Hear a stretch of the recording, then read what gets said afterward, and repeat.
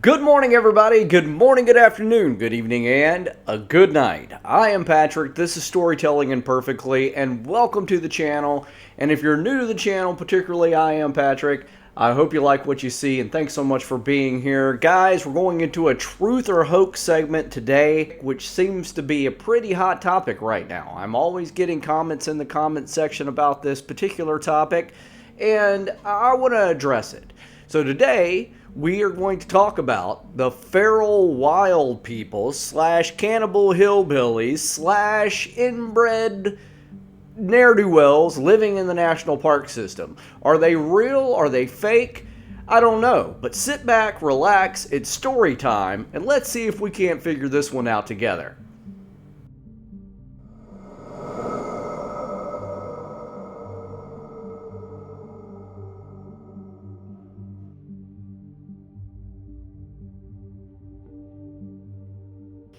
Today I want to discuss the stories that are coming out of the national park systems about feral wild people, wild men, these inbred cannibals that are living in the national park systems around the United States and maybe even around the world. But in particular, I want to discuss the stories that are coming out of the Great Smoky Mountain National Park or the Appalachian Mountains.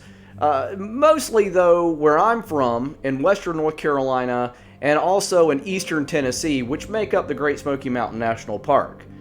Now, I constantly get comments in my comment sections on missing person cases involving the Great Smoky Mountain National Parks about these wild people, these feral cannibals that live deep in the woods that come and take children or hikers, and that's who's eating these people, or this is why these people disappear. And in this Truth or Hoax segment, I really hope to kind of get to the bottom of this one, or at least, in short, try to figure out whether this is truth or hoax. And hence the name of this segment. Now, let's start out with some facts. The Great Smoky Mountain National Park does rest pretty much half and half into eastern Tennessee and western North Carolina. Where I grew up in Sylva, North Carolina, which is a really small town just outside of Cherokee, North Carolina, which is where the Native American reservation is. It's also near a place called Dillsboro and Whittier. It's not too far away from Cullowhee, where Western Carolina University is, and it's also right near Tuckasegee and Cashers, North Carolina. Now, that's where I grew up, guys. I ran those mountains all the time. And something to be understood about Great Smoky Mountain National Park, it's massive. It encompasses around 500,000 acres of land. That's insane. 500,000. That is such a big area. Now, are there people that live in the backwoods of the Great Smoky Mountain National Park? Well, if you go back far enough, sure there were. But once the national parks were established, were those people allowed to stay there? Were they shooed out? Or did they just go deeper into the woods? Because the truth of it is that with there being 500,000 acres, the potential is there for people to be living deep in the backwoods of these mountains. And yeah, they tend to be a little inbred, whatnot. Now, I do understand that there are people, being from Western North Carolina myself, that do live in the very backwoods and the deep hollows of Western North Carolina. Or hollers, depending on how you want to pronounce it. Potato. Now, there is a particular channel on YouTube called South Force 10, I think is the name of this channel. You're welcome to go check it out. Now, this guy says that he has inside information on certain cases, particular the case of Dennis Martin, which I've made a video about. I'll put a link up here to where you can go watch that video. Now, Dennis Martin was a 6-year-old kid that went missing in the Great Smoky Mountain National Park on Rowan Mountain. This was back in the 60s. Dennis was never found, and there was a massive search, including the United States Special Forces unit, the Green Berets, who came and looked for Dennis and never found anything. Multiple agencies searched for this kid for weeks and weeks, and his father and family members never gave up hope of finding Dennis. But of course, now that we're almost 60 years after the fact, Dennis has never been found. it leads a lot of people to questioning what happened to Dennis. Because Dennis himself was 55 feet away from his father when he disappeared. He went behind a bush and then was gone. Never came out from behind the bush. Now, South Force 10 on his channel states that his grandfather was hired by the FBI to take a bunch of other mountain men and go hunt down these feral cannibals, these inbred hillbillies that took Dennis and ate him. I am sorry, guys, but this is not true. I do not believe this at all. Now, everybody keeps leaving South Force 10 in my comment section. Go check out, he's got the answers. First of all, this guy is relaying a story that he heard from his grandfather. Secondly, we don't even know if his grandfather really told him that. I'm not saying the dude's lying, but I'm just saying we don't know. And even if his grandfather did tell him that, it doesn't mean that it's true. Just because your grandfather tells you a story doesn't mean that that's the facts. See? Now, my grandfather was born in 1920, guys. He grew up in those mountains himself. And even though he did say that there are people who live in some very deep parts of the woods and that it's best to leave those people alone, never once was I warned that if you go back in the deep woods camping, Patrick, cannibals are going to eat you. This is, it seems like pertinent information if you live in Western North Carolina to tell your kids that there are cannibal hillbillies living in the woods and you should watch where you go. On the same token, guys, understand this. Please understand this. There is zero evidence. Zero. A big goose egg. Zilch. Nada. None. Zip. Evidence that there are feral wild men living in Western North Carolina. Never once has there been a news article or a news report. Never once have they been spotted. Definitely, like on camera. All right? The National Park Service themselves deny this. Doesn't mean that that means anything because they deny a lot of things, but it certainly leads credence to the fact that this is just made up stories. It's tales to warn your kids, you know, to scare them at nighttime. It's campfire stories, guys. And now I don't know about South Force 10's grandfather, but my grandfather, growing up there and living his entire life until he passed away in and around the National Park Service and Smoky Mountain National Parks in the Appalachian Mountains of North Carolina, never once, all right, never once in my lifetime came forward and said, oh yeah, there's a bunch of cannibal hillbillies in the backwoods, Patrick, you should watch out. I think he would have told me this, all right? Second of all, guys, with a landmass that much, 500,000 square miles of national park, being the Great Smoky Mountain National Park, if there are people living deep in the woods, why did they suddenly decide to head to Rowan Mountain and kidnap Dennis Martin?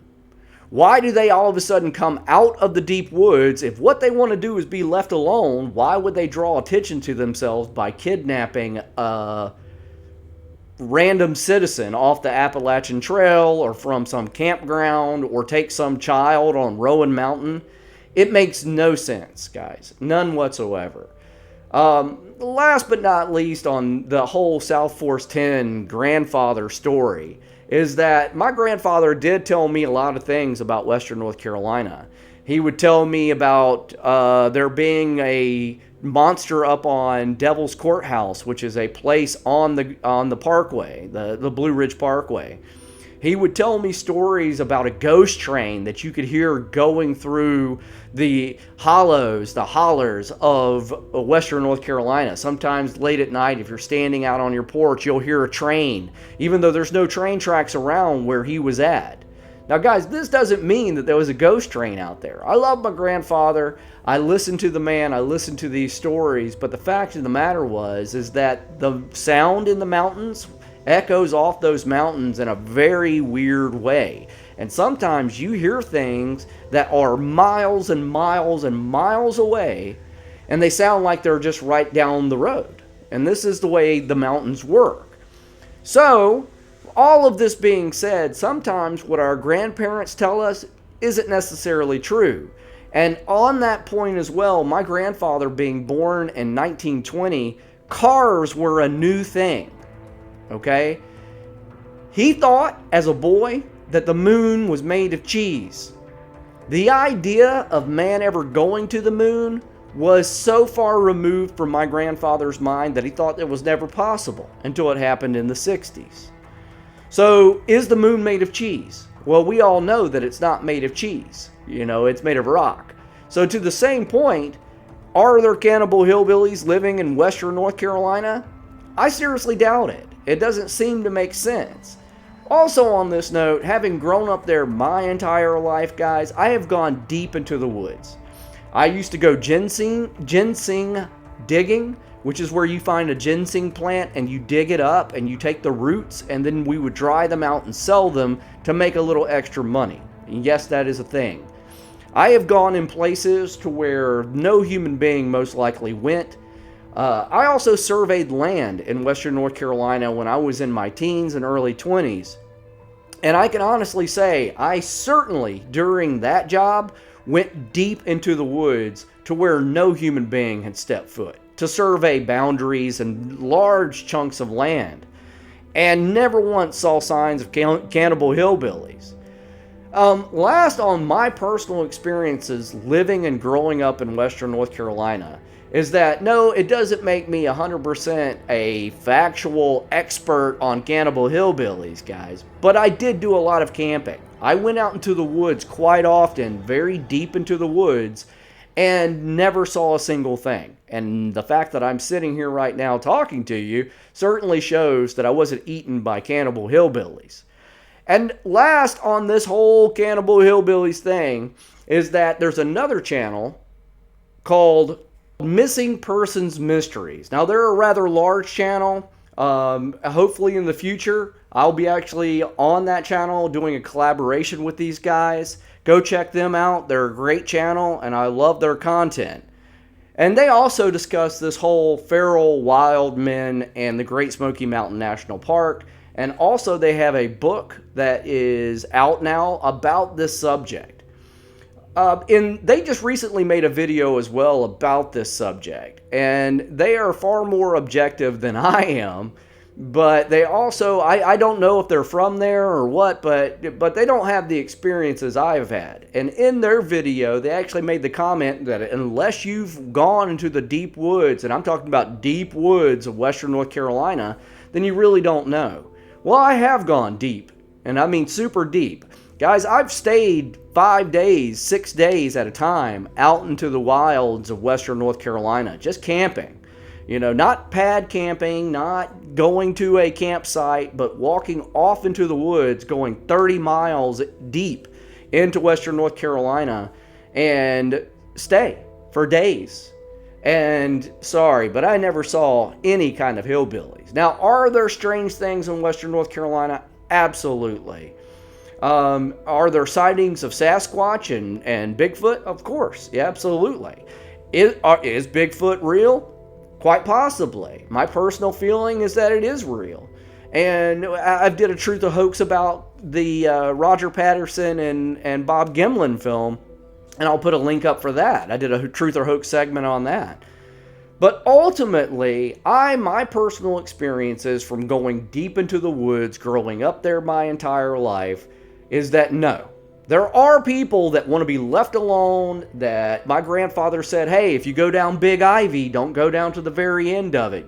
You stop when the road turns to gravel. Don't go any further down that road. Because there are people back there, Patrick, who do not want you back there, that have been back there their entire lives, who are brother cousins, and they will not take kindly to you coming back there. Got it, Paul. And I didn't go.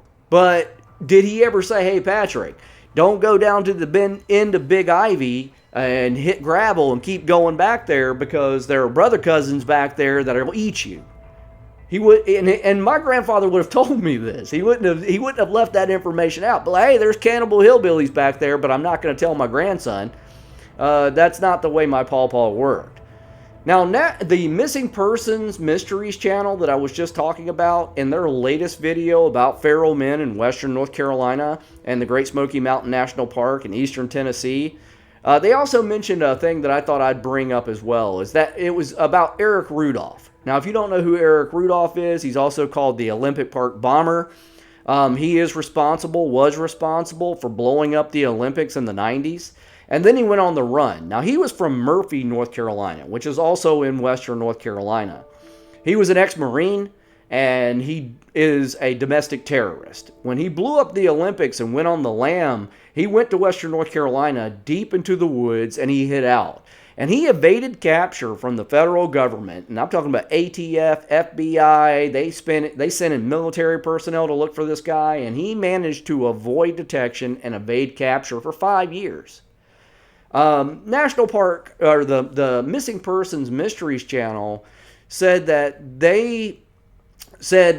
in their video, they said that if Eric Rudolph, who had minimal survival skills, could survive for 5 years without being found in the Great Smoky Mountain National Park, or at least he was in the Nantahala Park, which is a part of western North Carolina.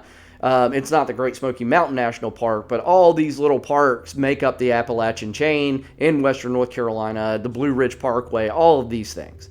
They're all kind of combined in my mind because I grew up there. But they said that if Eric Rudolph could evade capture and avoid detection for 5 years, that says a lot about people who had lived there their entire lives. Well, let's be clear about this. Eric Rudolph was from there. He had lived there his entire life. Secondly, he was found and captured because he was digging in a dumpster behind a grocery store. This is important information because Eric Rudolph had to leave the woods to go get food. It's also important to understand that Eric Rudolph, when he was captured digging through a dumpster for food by a police officer, had lost 60 to 80 pounds of his body mass. He was starving to death, guys. That's why he was digging through a trash can. It's also important to understand that the 5 years that he spent running around western North Carolina in the woods, avoiding the federal government, his family, who was in Murphy, would sneak off and deliver supplies to him to keep him going.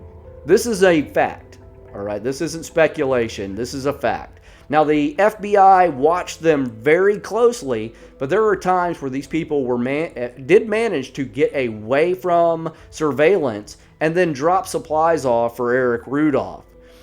He spent 5 years living in the wilds, most certainly, but did it go well for him? Not at all. Now, I'm not saying that there aren't mountain people who have the skill sets to survive in western North Carolina without aid, but let's go back to even the 1800s, the founding of western North Carolina by settlers and people going back there, living with the Cherokee Native Americans that were back there. These people still needed modern supplies. They would go into town, they would go to general stores, they would trade for flour, they would trade for things that they couldn't produce themselves.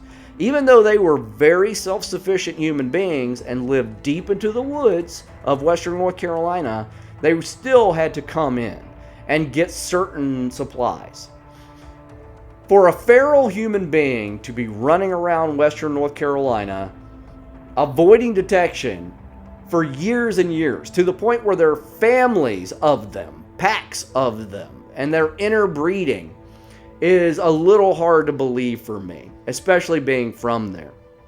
Something else to be said about that is that not only is it hard to believe that these people would be living deep into the woods without any aid from the outside world at all, what's really hard to believe is that they've been reduced to cannibalistic tendencies and that they're taking hikers and children from the national park systems for nefarious purposes. This makes no sense whatsoever, because again, if they're so adept at surviving out in the wildernesses, why would they be reduced to eating human beings? Secondly, why would they, again, I mentioned this earlier in the video, why would they even come in and risk contact with human beings that are not of their feral pack? I mean, if they want to be left alone, if they're living that deep into the woods, guys, I think that would state that they don't want to be bothered. So why then would you go to a busy park, national park, where, by the way, It should be understood that the Great Smoky Mountain National Park and the Blue Ridge Parkway is one of the most visited national parks in the United States. Over 20 million people a year flock to Western North Carolina and to the Great Smoky Mountain National Park and to the Blue Ridge Parkway. This is a busy place. So if you are a brother cousin hillbilly that wants to be left alone, the last thing that you would do is go and kidnap somebody from a busy ass national park. It makes no sense. And we have to use our critical thinking skills when we think about this stuff. It is very fun to think about cannibals living in national park systems. It's very entertaining to speculate that there are incestuous brother cousins kidnapping people. It's a good horror film. The Hills Have Eyes. I mean, we've seen many movies that kind of revolve around the whole cannibalistic feral people killing people in national parks or in the remote places of the world. But it doesn't make it true. That's why it's Hollywood. It doesn't make it true. So, all in all, from South Force 10 to missing persons mysteries, when they talk about these cases, yeah, we can speculate that maybe they're making a good point. In the case of missing persons mysteries, they're very objective about this subject matter, which I truly appreciate. They don't claim one way or another whether it's true or not true. They just kind of throw out some information and let you make up your own mind. South Force 10, on the other hand, says his grandfather has inside information on how Dennis Martin went missing. I find sorry, and I have nothing against South Force 10's channel. I wish him all the best, and I hope he has great growth and this, that, and the other. But I find it a little off-putting that this guy is talking about how his grandfather went and hunted down feral wild men in Western North Carolina that kidnapped Dennis Martin, when Dennis Martin's father, all right, till the day he passed away, never gave up hope that he would find his son, that he had no answers to this whatsoever. So why not reach out to the man and be like, hey, just so you know, I went and killed the brother cousins that kidnapped your son. I know this because I was there. No, South Force 10's grandfather never reached out to Dennis Martin's dad to let him know that he took care of the people that kidnapped his son. This is just a story, guys. It's a story. And I'm not saying South Force 10's grandfather didn't tell him this story. But my grandfather was prone to pulling my leg. My grandfather once told me that he caught a fish this big. And the next time, it was this big. And the next time, it was this big. And guess what? The fish kept getting bigger. Sometimes our grandparents tell us stories that aren't particularly true. And they don't do it to be malicious or mean or to lie to us. They do it because they're just pulling our legs and it's fun. It's fun to fool your kids sometimes or play with your grandkids, to tell them these fun, fanciful stories. That's how we get tall tales in this country. Paul Bunyan, Johnny Appleseed, Pecos Bill, right? The list goes on. John Henry, all right? It doesn't mean that these people weren't true even at one point in time. Like Paul Bunyan, do you think honestly that he was, 17 axe handles high and had a blue ox named Babe? In my personal opinion, that's what we're getting from South Force 10, is that his grandfather told him a tall tale, and now he made a YouTube video talking about how he knows how Dennis Martin went missing and what happened to him. In short, guys, with all the information that we have, and me I'm 43 years old, guys. I grew up there, okay? I spent a lot of time in those mountains, and I promise you that I was never kidnapped by feral hillbillies. I never saw anything strange like that. I never saw wild men running around the woods, and I never felt threatened by the idea that there were incestuous cannibal hillbillies somewhere around me in the dark night as I stayed 5-6 days out in the deep woods of the Appalachian Mountains. So, truth or hoax? Are there feral cannibals living in Western North Carolina and Eastern Tennessee in the Great Smoky Mountain National Park, the Blue Ridge Parkway, or the Appalachian Mountains? I'm going to chalk this one up to a big, fat hoax. It's fun to think about. It's a fun story to believe. And ultimately, guys, you don't even have to take my word for it. Make up your own mind, guys. use critical thinking skills. Look at all the information. Look at the facts. And if you want to believe, ultimately, if you want to believe that there are cannibal hillbillies living in western North Carolina, the Great Smoky Mountain National Park, the Blue Ridge Parkway, in the Appalachian chain, eastern Tennessee, all the way up to Maine and down to Georgia, then you go right ahead and do that. There's nothing wrong with believing things that other people don't believe.